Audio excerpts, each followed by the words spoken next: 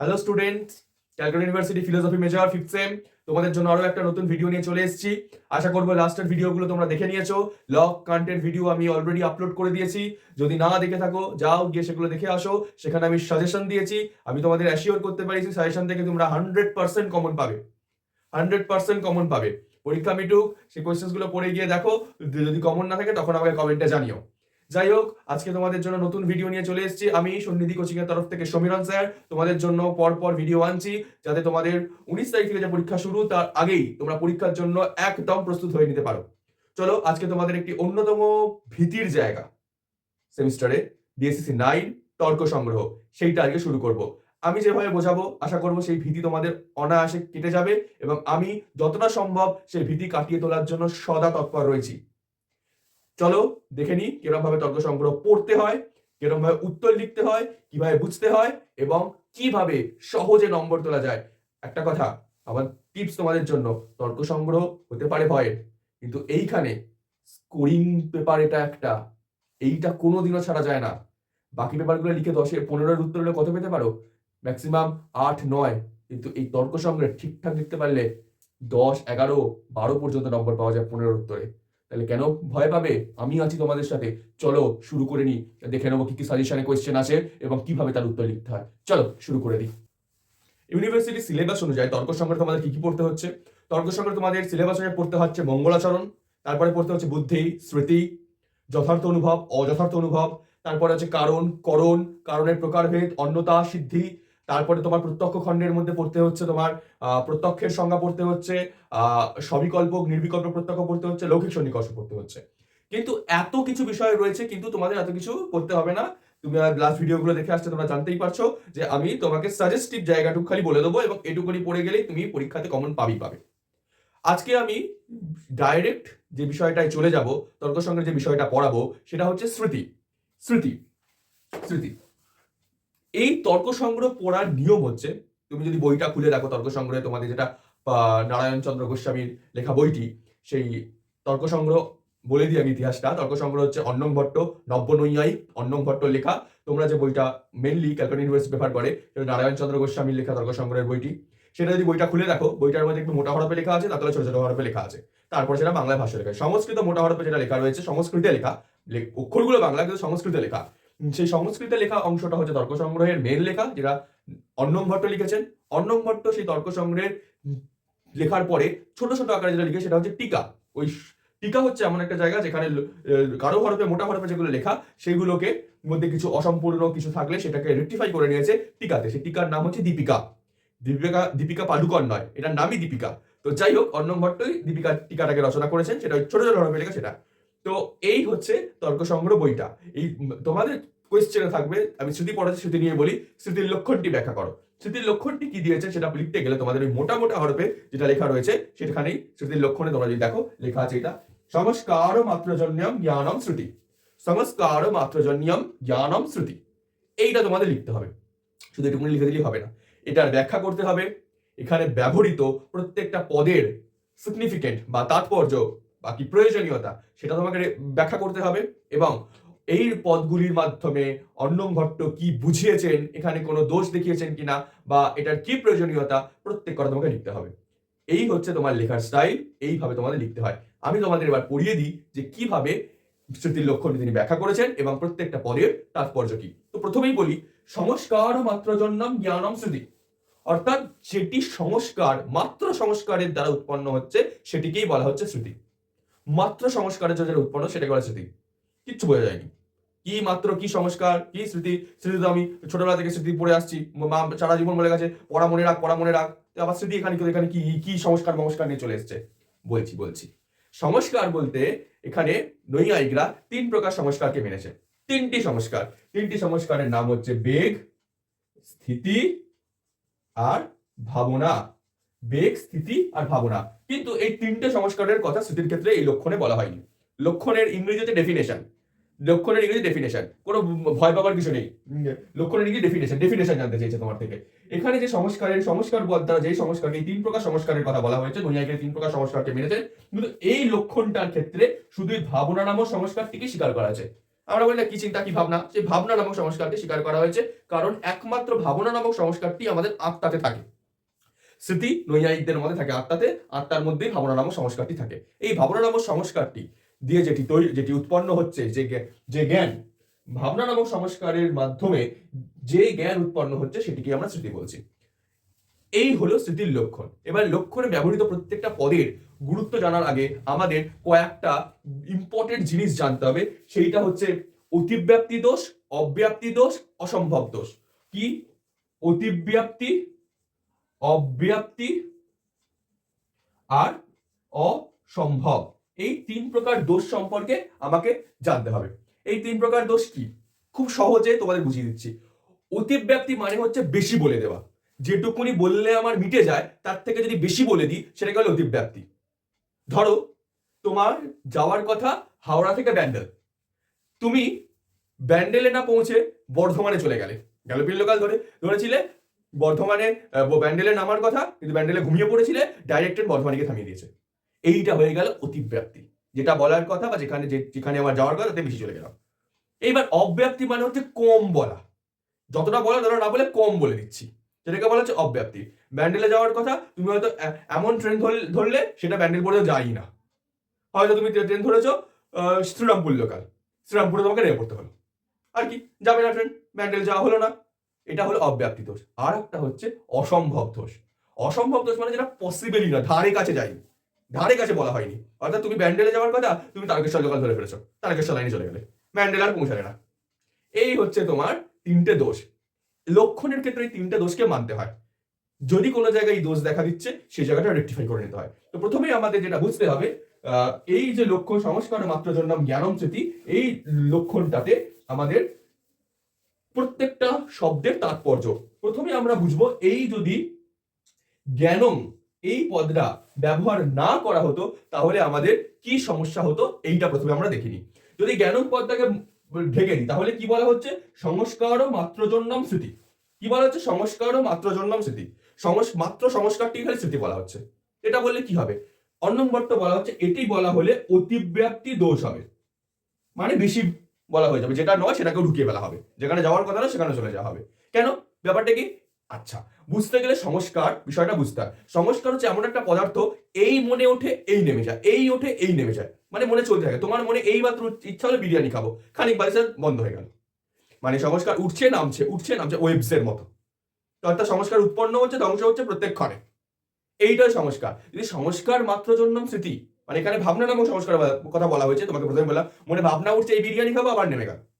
এই যে উঠছে তো আমাদের সবসময় নানান রকমের ভাবনা চিন্তা, এই ভাবনা উঠতে চিন্তা নেমে যাচ্ছে, ভাবনা শেষও হয়ে যাচ্ছে, নিয়ে আবার নতুন ভাবনা সৃষ্টি হচ্ছে। এই যে ভাবনার শেষ মোমেন্টটা, এটাকেও তো আমাকে স্মৃতি বলতে হচ্ছে। এটা তো স্মৃতি নয়, এটা তো উঠছে নামছে, এটা তো ওয়েভ চলতেই থাকছে, এটা স্মৃতি নয়, এটাকেও আমাকে স্মৃতি বলতে হচ্ছে। স্মৃতি কি? স্মৃতি হচ্ছে যেটা পুরোনো কোনো জিনিস মনে করা, কিন্তু ভাবনাটা তো স্মৃতি নয়। তোমার মনে এই উঠেছে নেমে গেল, তো এইটাকেও স্মৃতি বলে দেওয়া হয়ে যাবে যদি আমি বলি সংস্কার মাত্র জন্যম স্মৃতি। এটা বললে অতিব্যাপ্তি হচ্ছে, মানে বেশি বলা হয়ে গেল, যেটা নয় সেটাকেও ঢুকিয়ে নিয়ে চলে আসা হলো। তাই জন্য আমাকে এই জ্ঞানম পদটাকে ঢোকানো হয়েছে। এই যে ভাবনা বা সংস্কারের শেষ হয়ে যাওয়া শুরু হয়ে যায়, এটা কোনো জ্ঞান নয়। জ্ঞান পদটা ঢুকিয়ে দিয়ে আমার অতিব্যাপ্তি দোষটাকে আটকে দেওয়া হয়েছে। ক্লিয়ার? এইটা হচ্ছে জ্ঞান পদের তাৎপর্য। এবার যদি বলা হয় সংস্কার মাত্র জন্যম, এই পদটাকে ব্যবহার করা হলো না, শুধু বলা হলো জ্ঞানম স্মৃতি। জ্ঞানম স্মৃতি বলা হলেও সেখানে অতিব্যাপ্তি হচ্ছে। জ্ঞানম স্মৃতি কথা মানে হচ্ছে জ্ঞানই স্মৃতি। আচ্ছা, জ্ঞান কি কোনোদিনও স্মৃতি হতে পারে? জ্ঞানের তো আলাদা লক্ষণ অন্য তর্ক সংগ্রহ দিয়েছে, সেখানে কি বলা যায়? সর্বব্যবহার হেতুর গুণ বুদ্ধির জ্ঞানম। সর্বব্যবহার হেতুর গুণ বুদ্ধির জ্ঞানম, তোমাদের প্রথমে পড়তে হয়েছে এটা। কিন্তু ওটা তো স্মৃতি নয়, জ্ঞান আলাদা স্মৃতি আলাদা। তাই জন্য যদি আমি জ্ঞানম স্মৃতি বলি তাহলে জ্ঞানটাকেও স্মৃতি বলতে হচ্ছে, অতিব্যাপ্তি হচ্ছে। তাই জন্য আমাকে এখানে সংস্কার মাত্র জন্যম এই পদটার ব্যবহার করা হয়েছে। ক্লিয়ার? বোঝা গেছে আশা করছি। এইবার মোস্ট ইম্পর্টেন্ট একটি শব্দ, সেটা হচ্ছে মাত্র। এইটা একটা very very important, VVI, very very important, পরীক্ষাতে দেবেই দেবে। এটা একটা 5 নম্বরের কিংবা স্মৃতির লক্ষণের সাথে আলাদা করে লেজুর হিসাবে এই কোয়েশ্চেনটা দিয়েই দেয়। স্মৃতির লক্ষণে মাত্র পদের গুরুত্ব ব্যাখ্যা করো, সেটা বলে দিই, খুব মন দিয়ে শুনবে। যদি বুঝতে না পারো কমেন্টে জানাবে, বুঝতে পারলেও কমেন্টে জানাবে হ্যাঁ স্যার বুঝতে পেরেছি। আচ্ছা, মাত্র কথাটা আমরা কেমন ভাবে ব্যবহার করি? আমরা এরকম বলি না, কেবলমাত্র তুই আসবি আর কেউ না, কেবলমাত্র তুই আর, মানে তো একজনকেই বোঝানো হচ্ছে। যদি বলা হয় সংস্কার মাত্র জন্যম জ্ঞানম স্মৃতি, মানে কেবলমাত্র সংস্কারের দিয়ে যেটা উৎপন্ন হচ্ছে, এই সেন্সে আমরা নিই মাত্র পদটা। কিন্তু বলা হয়েছে, নৈয়ায়িক বলছে, যদি নৈয়ায়িক অন্নম ভট্ট বলছেন যদি আমরা এই রকম সেন্সে নিই তাহলে আমাদের অসম্ভব দোষ হবে। কি হবে? অসম্ভব। কেন? কি বৃত্তান্ত বলছি আমি। অসম্ভব দোষ হবে যদি মাত্রপদটাকে ওই এই সেন্সে নিই, কেবলমাত্র সংস্কার দিয়েই উৎপন্ন হচ্ছে শ্রুতি, কারণ মাত্রপদটা আমরা এইভাবে ব্যবহার করি। তাই অন্নম ভট্ট বলেছেন এই মাত্রপদের যে এই সেন্সটাকে, এটাকে বলি আমরা লিটারাল সেন্স। আমরা বলি না লিটারালি এরকম করে বোঝানো হয়, এটাকে বলে লিটারাল সেন্স, যেটা আমরা সংস্কৃতে বলা হয় কি যথাশ্রুত। যথাশ্রুত অর্থ বা লিটারাল সেন্সে যদি মাত্রপদটা মিনিংটা আমরা গ্রহণ করি তাহলে সেখানে আমার হবেটা কি? এই অসম্ভব দোষ হয়ে যাবে। কেন? কি বৃত্তান্ত বলছি শোনো। কারণটা হচ্ছে, যদি আমি বলি সংস্কার দিয়েই কেবলমাত্র স্মৃতি উৎপন্ন হয়, তার মানে কি বলে সংস্কার ছাড়া অন্য কিছু লাগে না? একথা ভুল। কেবলমাত্র সংস্কার কোনোদিনও স্মৃতি তৈরি করতে পারে না। স্মৃতি হওয়ার জন্য আমার আরো অনেক কিছু দরকার হয়। নৈয়ায়িকরা বলছে আমার দরকার হয় দেশ, কাল, ঈশ্বর এবং আত্মমনোসংযোগ, এত কিছুর প্রয়োজন হয়। তাহলে যদি আমি বলি কেবলমাত্র সংস্কার দিয়ে স্মৃতি উৎপন্ন হয়ে যাচ্ছে, যদি মাত্রপদরা এই লিটারাল সেন্সে ব্যবহার করি, তাহলে তো আমার অসম্ভব দোষ হয়ে যাবে। ব্যান্ডেল যাওয়ার কথা তারকেশ্বর লোকালে ধরে নিয়েছি আমি, তারকেশ্বরে গিয়ে থেমে দাঁড়িয়ে আছি, তো অসম্ভব দোষ হয়ে গেল সেখানটা। এই হচ্ছে অসম্ভব দোষ। এবং মাত্রপদ যদি ব্যবহার আমি এই লিটারাল সেন্সে করি তাহলে আমার এই সমস্যা দেখা দেবে। ক্লিয়ার? এইবার প্রশ্নটা হচ্ছে, আমরা তো নয় বুঝলাম যথাশ্রুত অর্থ বা লিটারাল সেন্সে মাত্রপদটা ব্যবহার করা হয়নি, তাহলে মাত্রপদটার সিগনিফিকেন্স কি?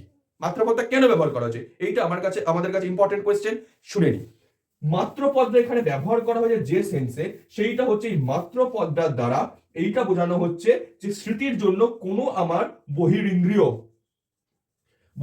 মানে চোখ, নাক, কান, অর্থাৎ পঞ্চ ইন্দ্রিয় যেগুলো আমরা চক্ষু, কর্ণ, নাসিকা, জিহ্বা, ত্বক, প্রত্যেকটা তো বাইরের দিকে দেখছে।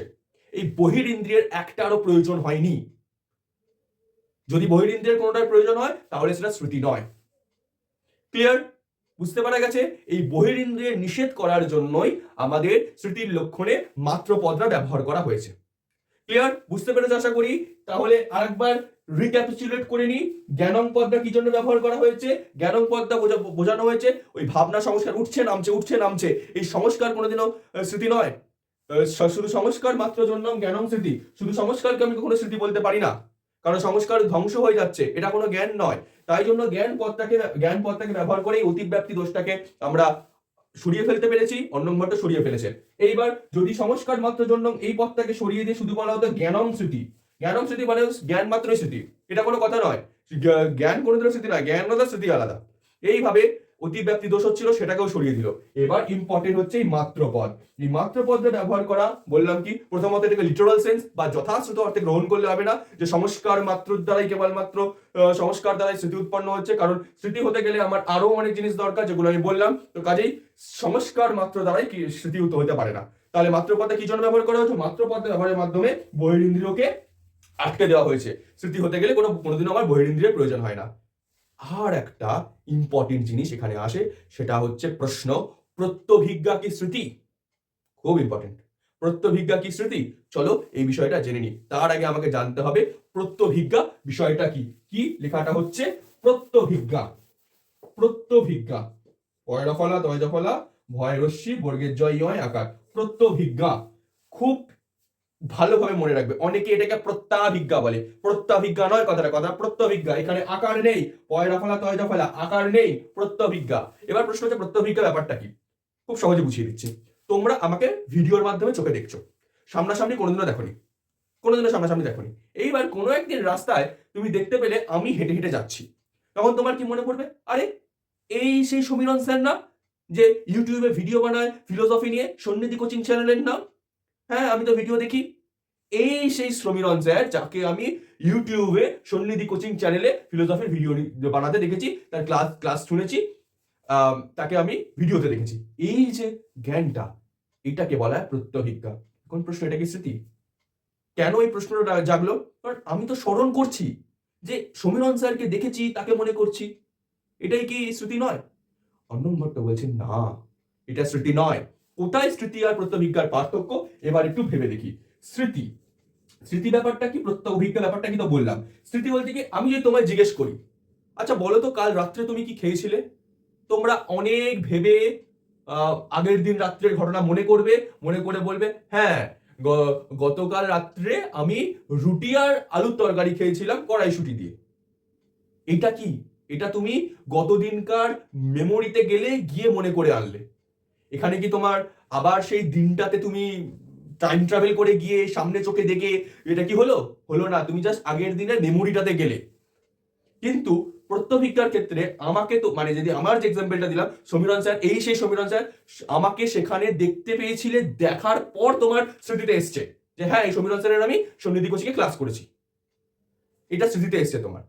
কিন্তু তার জন্য তোমার আগে চোখে আমাকে দেখতে হয়েছে ওই বর্তমান সিচুয়েশনটাতে, ওই তোমার রাস্তা দিয়ে হেঁটে হেঁটে ওই সময় দেখতে হয়েছে। কিন্তু তোমার যখন মনে করাচ্ছি কালকে রাত্রে তুমি কি খেয়েছিলে, সেটার জন্য তুমি কালকে রাত্রির ঘটনাটা চোখে চোখে দেখতে পাওনি, তখন তখন স্মৃতিতে মনে করতে হয়েছে, কারণ সেটা অলরেডি মিটে গেছে, আগে আগে চলে গেছে। এইটা হচ্ছে স্মৃতি। স্মৃতি মানে হচ্ছে অতীতের কোনো বিষয়কে বর্তমানে মেমোরিতে ফিরিয়ে আনা। কিন্তু প্রত্যভিজ্ঞার ক্ষেত্রে ওইটা আমাকে চোখে একটা দেখছি, চোখে যদি আমাকে সেই জায়গায় না দেখতে আমার কথা তোমার মাথায় আসতো না, দেখেছো বলে এসছে। এই হচ্ছে স্মৃতি আর প্রত্যভিজ্ঞার পার্থক্য। তাহলে প্রত্যভিজ্ঞার ক্ষেত্রে আমার বাহ্য ইন্দ্রিয় প্রয়োজন পড়ছে, যেটার জন্য মাত্র পদ্মা ব্যবহার করা হয়েছে। আবার বলে দিচ্ছি, স্মৃতির জন্য কিন্তু আমার বাহ্য ইন্দ্রিয় প্রয়োজন নেই, এটা জাস্ট আমার মনে মনে মনে করতে হয়। আমরা মাইন্ডে মানে কি বলে রিকল করি, স্মৃতি রিকল করি। কিন্তু এইটার ক্ষেত্রে আগে দেখতে হচ্ছে একজন ব্যক্তিকে, বা চোখে সেটা দেখতে হচ্ছে। এইটা হচ্ছে প্রত্যভিজ্ঞা। এই হচ্ছে প্রত্যভিজ্ঞা আর স্মৃতির পার্থক্য। কাজেই প্রত্যভিজ্ঞা কোনোদিনও স্মৃতি নয়। প্রত্যভিজ্ঞার জন্য আমার বাহ্য ইন্দ্রিয়ের বা বহিরিন্দ্রিয়ের প্রয়োজন পড়ছে। এই কারণেই স্মৃতির লক্ষণে মাত্র পদ্মা ব্যবহার করা হয়েছে। ক্লিয়ার? প্রত্যভিজ্ঞা স্মৃতি নয়। তাহলে আজকে কি পড়লাম?